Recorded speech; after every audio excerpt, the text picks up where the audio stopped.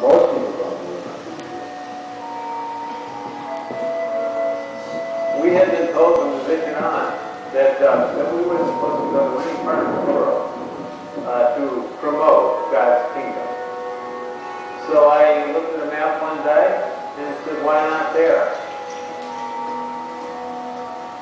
At the time, there was only one native priest in the whole of Macedon. That's 3,000 miles across the distance.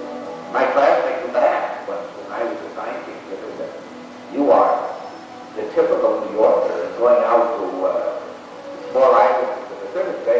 They thought it was a big joke. Why should I go to this outback, this nothing place? Why should I go there and spend my life there? This is precisely the question that people were asking me. And my answer to them was that these people deserve a touch of God's presence in their lives. Presence, just being with people, spending time with them, getting seasick and traveling over the ocean is very important, even if you can't preach a decent sermon. Just being there tells them, look, you're very, very important. That's what I am.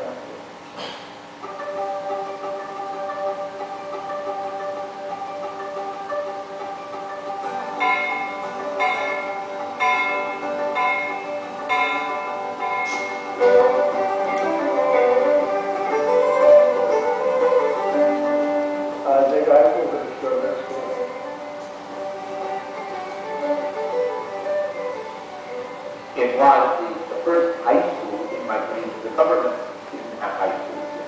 We were the first high school. Kids came to high school not really knowing what a high school was.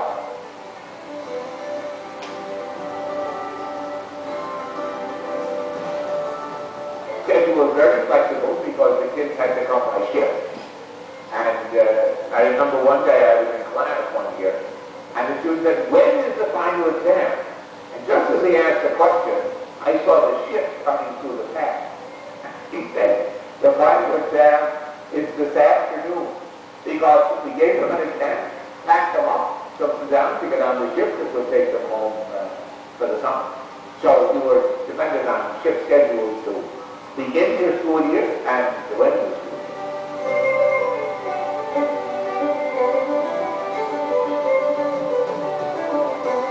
This is a little island in the middle of nowhere, and we're dealing with hundreds of little islands in the middle of nowhere. Islands that really don't get a lot of attention. So we're talking about people that normally would not be well served.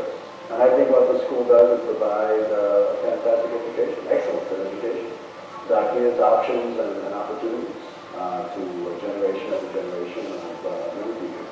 And gives them the knowledge and skills they need to make a contribution, to their own homes and their villages and other lands to the country. If you don't have the school, there will be no opportunity for young people to come together and to know that they are one people, even though they are from different languages and culture.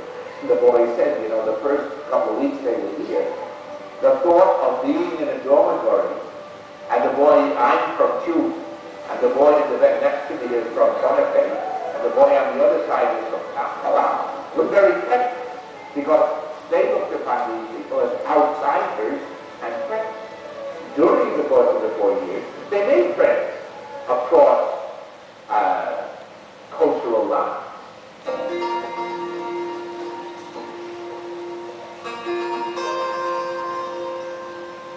How does a group of islands like this, with so few resources, how do they support themselves?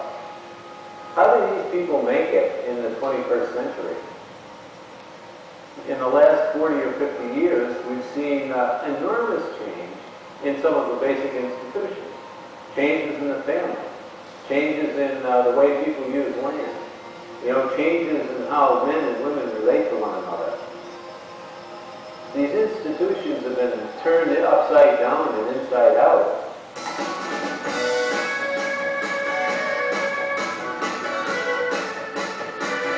We've been sending out some really extraordinary young men and women who have gone on to do wonderful things in these islands of Micronesia.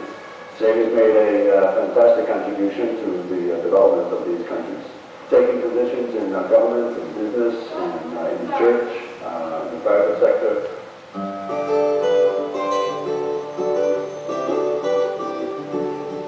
People think of the whole tropical island lifestyle, and you're just sitting under a coconut tree and you're eating slices of pineapple, not that kind of thing. Well, no, I'm running a school, and it's hard work, and you're dealing with 160 adolescents, with all the problems of adolescence, working in a part of the world that a lot of people don't care about, that have very serious social issues. Drinking alcohol is a big problem here. There's real poverty, there's malnutrition. This is real work with real people, with real problems, real hopes, desires, dreams. And I think that's, as Jesuits, that's what we're engaged in. I was making a retreat in Cebu once. I wanted to see God. And I had this sensation from it that Jesus came and he stood behind me. And he started sort of steering me towards people in my own imagination, trying to create unity. And I said, you know, you're never going to see my face. I'm not going to show it to you. Look at that face. And I want to force my love through you.